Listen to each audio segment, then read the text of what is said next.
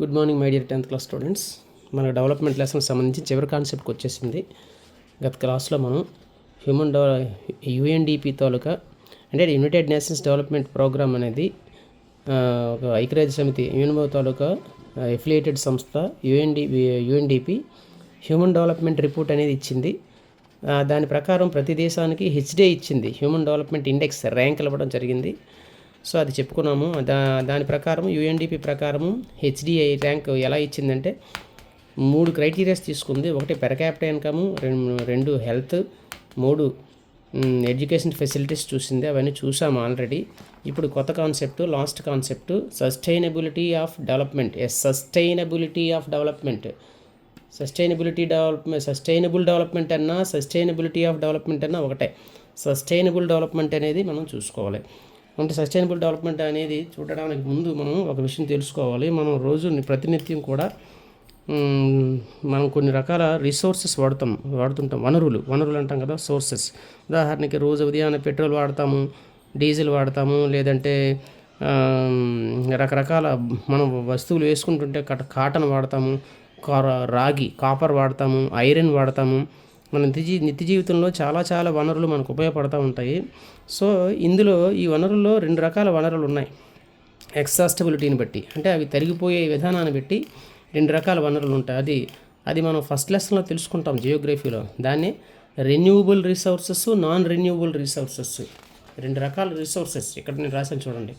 Resources అనేవి 2 రకాలు. దేని బేస్ చేసుకుని? ఎగ్జాస్టబిలిటీ బేస్ చేసుకొని. ఇక్కడ చూడండి, ఎగ్జాస్టబిలిటీని బేస్ చేసుకుని రిసోర్సెస్ అనేవి 2 రకాలు.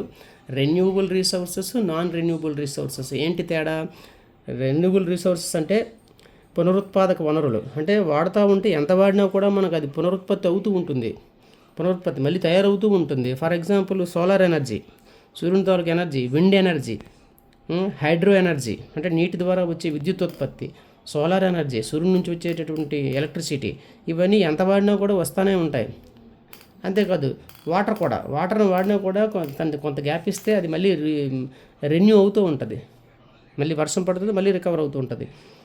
అలాగే కానీ ఎంత వాడుతూ ఉంటే తరిగిపోయే వాటిని నాన్ రెన్యూవబుల్ రిసోర్సెస్ అంటారు. అవి వాడుతుంటే మరి ఇంక ఉండవు, అయిపోతూ ఉంటాయి. సో వీటిని చాలా జాగ్రత్తగా వాడాలి, నాన్ రెన్యూవబుల్ రిసోర్సెస్.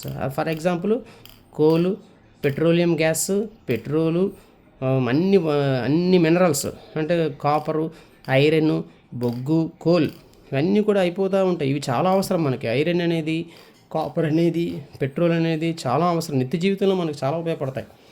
కాబట్టి వీటిని చాలా జాగ్రత్తగా వాడాలి. అంటే ఇవన్నీ వాడేసి ప్రస్తుతం మనం వాడుకుంటే మనం డెవలప్ అవుతాం, కరెక్టే, అది డెవలప్మెంటే.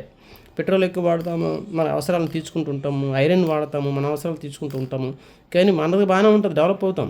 కానీ మన వాడుతూ ఉంటే ఇవి నాన్ రెన్యూవబుల్ రిసోర్సెస్ కదా, వాడుతూ ఉంటే తరిగిపోతూ ఉంటాయి. It cannot be రిఫ్లెనిష్డ్.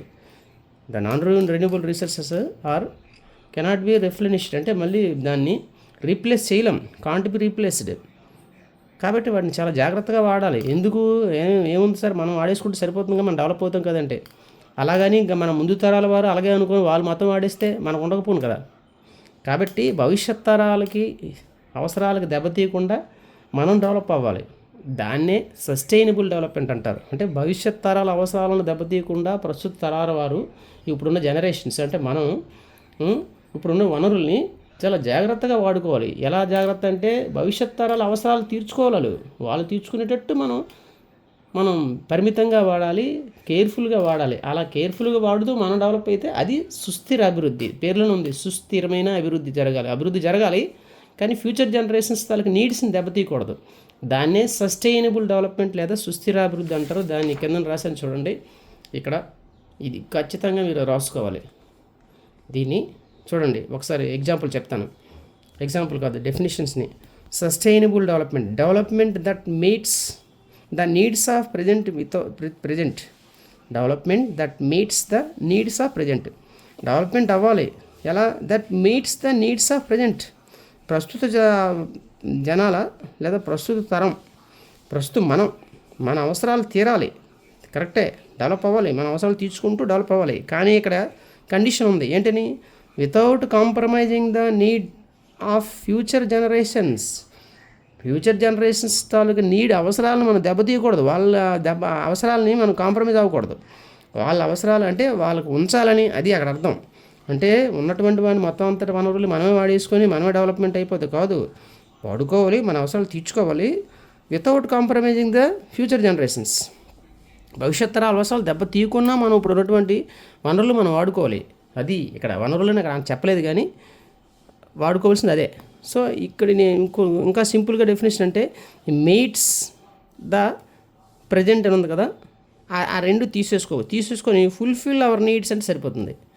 Development that fulfil our needs without compromising the needs of future generations ఈ సస్టైనబుల్ డెవలప్మెంట్. కొంతమంది ఇంత పెద్ద రాసుకులు అనుకున్న వాళ్ళు మేట్స్ ద తీసేసి ఆఫ్ ప్రజెంట్ తీసేసి ఫుల్ఫిల్ అవర్ అనేది యాడ్ చేసుకుంటే సరిపోద్ది. ఈ రెండు తీసేస్తే మీట్ ద, ఈ రెండు తీసేసి ఇది ఒక్కటి తగిలించుకుంటే సరిపోద్ది. లేదా పర్లేదు సార్ మేము రాసుకోండి.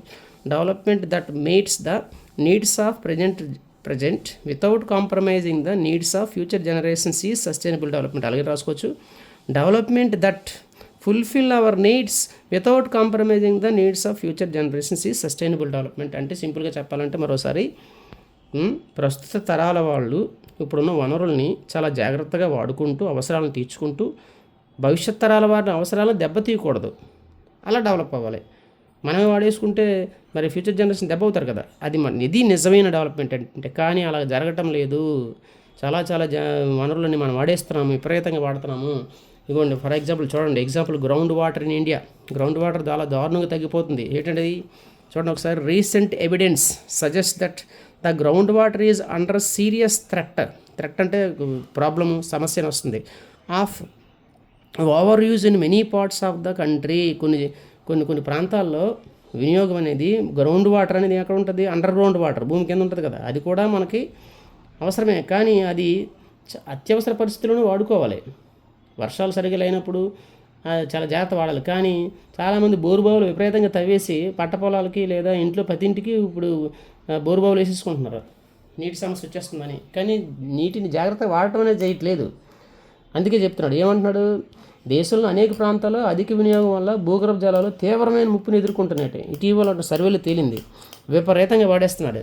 ఫర్ ఎగ్జాంపుల్ ఇక్కడ వచ్చేటట్టు about 300 districts have reported A water level decline over the 4 meters during the 20 years. చూసావా, 300 జిల్లాల్లో, భారతదేశంలో 300 జిల్లాలు, ప్రపంచ దేశం అంతా కలిపి కొన్ని 300 జిల్లాల్లో గత 20 సంవత్సరాల నుంచి ఇప్పటికి చెక్ చేస్తే 4 మీటర్లు అండర్ గ్రౌండ్ వాటర్ లెవెల్ తగ్గిపోయింది కిందకి. 4 మీటర్లు అంటే తక్కువేం కాదు, 100 సెంటీమీటర్లు 1 మీటరు. అలాగే అది ఎక్కడ ఏదో ఒక ప్రాంతంలోనూ కాదు, ఇంచుమించుగా 300 జిల్లాల్లో ఏరియాస్ మొత్తం. ఇప్పుడు బకెట్లో నీళ్ళు 1 ఇంచు తగ్గిందంటే ఒక పక్కనే తగ్గదు కదా, మొత్తం బకెట్ అంతా తగ్గుతుంది. అలాగా 300 జిల్లాల్లో గత 20 సంవత్సరాల నుంచి తీసుకుంటే, గత 20 సంవత్సరాల క్రితానికి ఇప్పటికి 4 మీటర్లు అండర్ గ్రౌండ్ వాటర్ తగ్గిపోయింది. అంటే ఎక్కువ మంది అండర్ గ్రౌండ్ వాటర్ మీద డిపెండ్ అయిపోతున్నారు. మొక్కలు నాటేసి నీటిని చాలా నిల్వ చేసే పరిస్థితులు చేయట్లేదు. అంటే వాటర్ కన్జర్వేషన్ మెథడ్స్ ఫాలో అవ్వట్లేదు. మనకెందుకు వచ్చిందని బోరువాళ్ళు తవ్వేసుకుంటున్నారు, విపరీతంగా వాడేస్తున్నారు. సో ఇలాగే కొనసాగితే మనకు బాగానే ఉంటుంది, కానీ ఫ్యూచర్ జనరేషన్ దెబ్బతింటాయి. మరి ఫ్యూచర్ జనరేషన్స్ దెబ్బతినకుండా మనం వనరులు వాడుకోవడం కదా నిజమైన డెవలప్మెంట్ అంటే, సస్టైనబుల్ డెవలప్మెంట్ అదొకటి. అంతేకాదు పక్కన చూడండి, nearly 1/3 of country is over using there ground water reserves. చూసా, అంటే ఇంచుమించుగా 1/3, 3 వంతుల్లో 1 వంతు భూగర్భ జలాలు మితిమీరి వినియోగించేస్తున్నారు. ఇలా అయితే మరి భవిష్యత్ తరాలు చాలా ఇబ్బంది పడతాయి. భవిష్యత్ తరాలకే మనం కూడా ఇబ్బంది పడతాం రాను. అది గుర్తుంచుకొని మనం వాడడం అనేది చేయాల్సి ఉందని చెప్తున్నాడు అనమాట. That is sustainable development. చాలా ఇంపార్టెంట్ ఇది. దీని మీద 4 మార్క్ క్వశ్చన్ కూడా ఇచ్చాడు. ఆ క్వశ్చన్ తర్వాత చూద్దాము. ముందు మీరు నేర్చుకోవాల్సింది ఏంటంటే సస్టైనబుల్ డెవలప్మెంట్ డెఫినేషన్, దీని కాన్సెప్ట్, ఎందుకు ఇది మనకు పెట్టాడు అనేది. అదే ఇందాక ఆల్రెడీ చెప్పాము. రిసోర్సెస్ అంటే ఇక్కడ ఒక మాట చెప్పాడు, ground water is an example of renewable resources. యాక్చువల్గా గ్రౌండ్ వాటర్ కూడా రెన్యూవబుల్ రిసోర్సెస్సే. అంటే వాడుతుంటే అది మళ్ళీ రీఫిల్ అవుతూ ఉంటుంది. కానీ ఓవర్ యూజ్ అయిపోయింది అనుకో, అంటే దానికి గ్యాప్ ఇవ్వాలి. ఫర్ ఎగ్జాంపుల్ ఊటబావి ఉంటుంది, మన గ్రామాల్లో ఊటబావులు ఉంటాయి, తోడుతూ ఉంటాము, అది అలా ఊరుతూ ఉంటుంది, ఊరుతూ ఉంటుంది. కానీ తోడేవాళ్ళ సంఖ్య ఎక్కువైపోయి ఊరే శాతం తగ్గిపోయింది అనుకో, అప్పుడు ఆటోమేటిక్గా ఏమవుతుంది, పూర్తిగా అంతరించిపోతుంది. అంటే రెన్యూవబుల్ రిసోర్సెస్ అయినా ఓవర్ యూజ్ అయితే అది నాన్ రెన్యూవబుల్ రిసోర్సెస్గా మారిపోవచ్చు, అంటే తరిగిపోయే వనరులుగా అయిపోవచ్చు. కాబట్టి చాలా కేర్ఫుల్గా వాడాలి అది మాట. Non renewable resources are those which will get exhausted. చూసా అంటే నాన్ రెన్యూబుల్ రిసోర్స్ అంటే ఏం చెప్తున్నాడు, వాడుతూ ఉంటే అవి ఎగ్జాస్ట్ అయిపోతాయి, అంటే తరిగిపోతూ ఉంటాయి. అంటే రెన్యూబుల్ రిసోర్సెస్ అయినా ఓవర్ యూజ్ చేస్తే అదే పరిస్థితి. సోలార్ ఎనర్జీ లాంటివి అయితే తరిగిపోవు, కానీ అది రెన్యూబుల్ రిసోర్స్. కానీ కొన్ని గ్రౌండ్ వాటర్ లాంటివి మాత్రం వాడుతూ ఉంటే అది రెన్యూబుల్ రిసోర్స్ అయినా తరిగిపోతూ ఉంటుంది. చాలా కేర్ఫుల్గా వాడాలి. ఫర్ ఎగ్జాంపుల్ ఎక్కడ ఇచ్చారు చూడండి, దీనికి ముందు ఇక్కడ చూడండి, crude oil that we extract from the earth is non renewable resources. Crude oil అంటే మనం పెట్రోల్ డీజిల్ ఇవన్నీ ఉంటాయి కదా, ఇది నాన్ రెన్యూబుల్ రిసోర్సే. ఈ ఉదాహరణ మనం ఏం గ్రహించాము, ముడి చమురు. క్రూడ్ ఆయిల్ అంటే ముడి చమురు. అంటే ఇప్పుడు మనకు పెట్రోలు డీజిల్కి ఇవన్నీ ఎలా దొరుకుతాయి, అలాగ బిందులు అండర్ గ్రౌండ్లో దొరుకుతాయి అనుకుంటారు. ఇది మట్టితో కలిసి ఉంటుంది, దాన్ని క్రూడ్ ఆయిల్ అంటారు. దాన్ని తీసి రీసైకిల్ ఒక ప్రాసెస్లో దాన్ని పెట్రోల్ గాను, డీజిల్ గాను, కిరోసిన్ గాను, తారు గాను తయారు చేస్తారు. అది మాట. ఇక్కడ ఒక సర్వే చెప్తుంది, ఏం చెప్తుంది, ఎగ్జాషన్ ఆఫ్ న్యాచురల్ రిసోర్సెస్, సహజ వనరులు క్షీణించిపోతున్నాయి, రాను రాను తగ్గిపోతూ ఉన్నాయి. జాగ్రత్త గమనించండి. ఫర్ ఎగ్జాంపుల్ ఇక్కడ ఆయిల్ రిజర్వ్స్ ఇచ్చారు. ప్రపంచవ్యాప్తంగా ఆయిల్ నిల్వలు అంటే క్రూడ్ ఆయిల్ నిల్వలు ఎలా ఉన్నాయో ఒకసారి చూడండి, చాలా తగ్గిపోయేవి. రీజన్ మిడిల్ ఈస్ట్ కంట్రీస్ అంటే అర్థం ఏంటి, ఏషియాకి, ఆఫ్రికాకి, యూరప్కి మధ్యలో ఉన్న కొన్ని దేశాలు ఉంటాయి. అంటే మన ఏషియాలో ఇరాన్, పాకిస్తాన్ నుంచి లెఫ్ట్ సైడ్ వెళ్తే వెస్ట్ వైపు ఇరాను, ఇరాక్, మనం ఇండియా నుంచి వెస్ట్ వైపు వెళ్తున్న కొలది అంటే పాకిస్తాన్ నుంచి అలాగే నార్త్ వెస్ట్ వైపు ఇరాన్, ఇరాక్, సౌదీ అరేబియా, ఒమను, యమను, ఇది గల్ఫ్ కంట్రీస్ అంటారు కదా అది. దాంతోపాటు ఆఫ్రికాలో నార్త్ ఆఫ్రికాలో టునీషియా, అల్జీరియా, మొరాకో, ఇలాగే ఈజిప్ట్ వంటి దేశాలు, ఇవన్నీ కూడా మిడిల్ ఈస్ట్ కంట్రీస్ అంటారు. మిడిల్ ఈస్ట్ కంట్రీస్లో యాక్చువల్గా పెట్రోల్ నిల్వలు ఎక్కువ ఉంటాయి. చూడండి 2017 లెక్కల ప్రకారం 1000 మిలియన్ బ్యారల్స్. బ్యారల్ అంటే ఇంచుమించుగా 150-160 లీటర్లు ఒక బ్యారల్ అంటే. సో ఇవి 808 బ్యారర్లు కాదు, 800,000 మిలియన్ బ్యారల్స్. గుర్తుంచుకోండి, 808 లీటర్లు కాదు, 808 బ్యారర్లు కూడా కాదు, బ్యారల్స్లో ఇచ్చాడు 1000 మిలియన్ బ్యారర్స్. అంటే దీని లెక్క చెప్తాను చూడండి, 808,000 మిలియన్ల బ్యారల్స్ అంటే మళ్ళీ 159-160 లీటర్లు వస్తుంది. కాబట్టి పోనీ ఈ లెక్కలంతా మీకు మరీ అవగాహన లేకపోయినా గుర్తుంచుకోవాల్సింది ఏంటంటే, మిడిల్ ఈస్ట్లో రిజర్వ్స్ ఎలాగున్నాయి, 808 మిలియన్ల బ్యారల్ల పెట్రోల్ క్రూడ్ ఆయిల్ ఉంది మిడిల్ ఈస్ట్లో. అలాగే number of years reserved will last. ఇవి ఇప్పుడు మనం ఇప్పుడున్నటువంటి వాడకంలో వాడుతూ పోతూ ఉంటే 70 సంవత్సరాల తర్వాత మరి ఉండబోయి అయిపోతాయి. యునైటెడ్ స్టేట్స్ ఆఫ్ అమెరికాలో ఇంచుమించుగా 50,000 మిలియన్ల బ్యారల్స్.